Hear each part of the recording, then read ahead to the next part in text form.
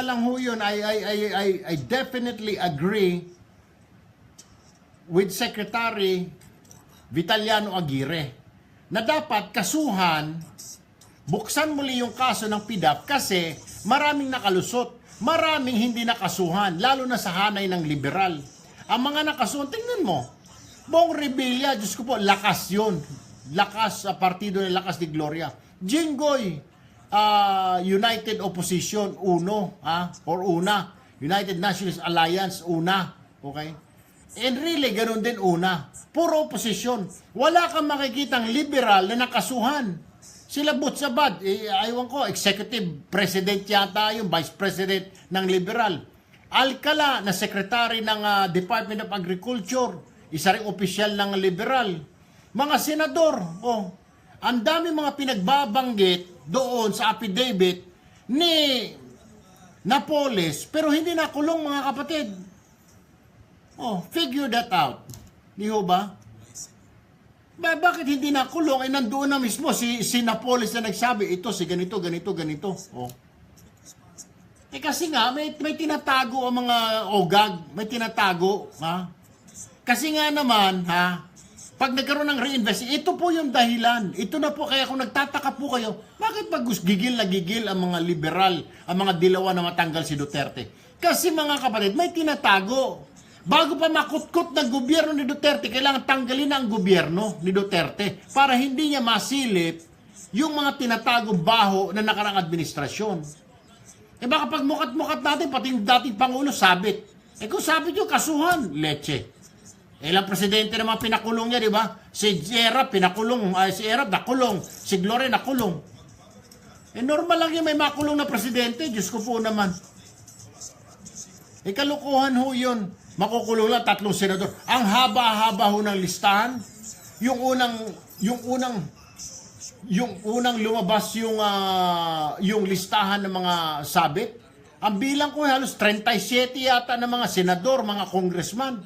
37 ho yata yun ang tingin ko Parang sa senador, parang 8 o 9 ho sila Tapos suddenly, unti-unting nawala. 3 ang naiwan, 3 lang ang nakulong. Katarantaduhan ho yun. Kaya tama lamang na buksan ulit ni Secretary Aguirre para makasuhan. Si De Lima ang may pakana, tama ka dyan. Binura niya isa-isa. Ang isinampa niya lang sa korte, sa ombudsman, ay yung 3. Si Enrile, si Jinggoy, at saka si Jinggoy, at saka si Bong Revilla. Yung mga tiga-liberal, wala siyang kinasuhan. Nakita mo yung katarantaduhan na yan? Yan ang sabing pagiging unfair. Ang sinasabing, yan ang sinasabi na selective justice. Pinili lang kung sino ang kasuhan. At di isang liberal wala.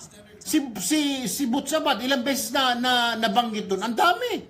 Si Alcala, yung source ng pondo na ito sa Department of Agriculture, ang dami. Halos lahat ng pahina, doon yung pangalan ni Alcala. Binanggit niya rin ni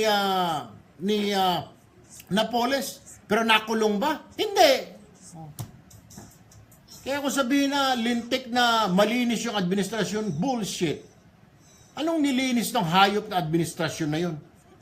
Magnanakaw, yun ang pinakamagnanakaw na yata ang administrasyon na nakita ko. Sinabi na yung panahon doon ni Gloria mga magnanakaw. Bull!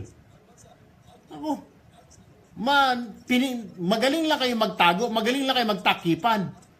Yung kinuha ninyong Justice Secretary, ayun, nakakulong ngayon. Siya yung nag-aayos ng listahan kung sino sasampahan. Style ninyo, Pinoy, bulok.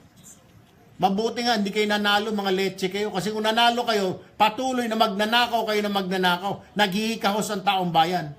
Baka kung siguro kayo ang nanalo, punyeta. Hindi natin malalaman yung kaso ni Jack Lam. Siguro. Hindi natin malalaman na maraming mga illegal alien dito na nagtatrabaho. Siguro hindi natin malalaman yan. Di ba? Siguro kung kayo nanalo, patuloy ang nakawan sa National Irrigation Administration. Siguro kayo nanalo, patuloy pagnanakaw sa DILG. Tirada ninyo. Wala ngang namamatay na mga drug lord, drug pusher tahimik ang bayan dahil patuloy ang negosyo. Happy-happy ang mga drug lord, drug dealer. Di ba? Yan ang sinasabi nyo, kaya sumigaw agad kayo, patayan dito, patayan doon, leche. Kasi, tahimik nga kung kayo, panahon ninyo, dahil hahayaan lang ninyo. Eh di ba panahon ninyo, walang pondo ni Singkong Duling ang PIDEA? Alam ko yan, alam na mo namin yan sa T3, kasi po, kami pa minsan nagbibigay ng panggasolina sa PIDEA. Kami pa nagbibigay ng pangkain ng mga agent. Pati yung buy bus money, kami pa nagpro-produce. Tirada nyo. Sabihin nyo, pangit itong gobyerno na ito, maganda yung dilaw. Bullshit. Eh kung titigil ko tutusin, di baling kung hindi nanalo itong gobyerno ito. Kahit sino na lang siguro, kahit uno, magagaling din naman, kahit sino naging presidente. Wag lang ang liberal. Kaya kung liberal, nako, sawang-sawa na tayo. Naka-6 na taon kayo, 6 na taon ulit. Bullshit. Eh tama, dapat makulong. Hanggang sa pinakamataas. Kung kailangan kulong ang dating Pangulo, kulong. Kung pa lahat ng mga nagtatakip-takipan, sila Dilima, sabagay, si Dilima nakakulong. Kung ang ombudsman mahuli na tinatakpan din niya, ikulong din yan. Lahat sila ikulong.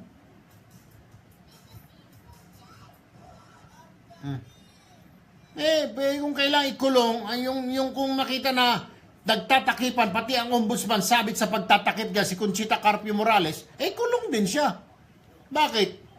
Ngayon kung ombudsman siya, kung talaga mapatunayan ba naman sa investigasyon ngayon ng DOJ na sabit siya na bakit ito lang yung kinasuhan yung 3 senador lang, bakit yung iba hindi nakakulong? Di kung talagang kailangan ikulong si Morales, ikulong din. Putragis. Sino ba yan? Kung Pangulo nga, kinulong. Si Erap, kinulong. Gloria, kinulong. Siya pa kaya? Exactly, Valentino, hayahay ang buhay. Ginagasta na nila yung nakulimbat nila sa PIDAP. Ganun lang yun.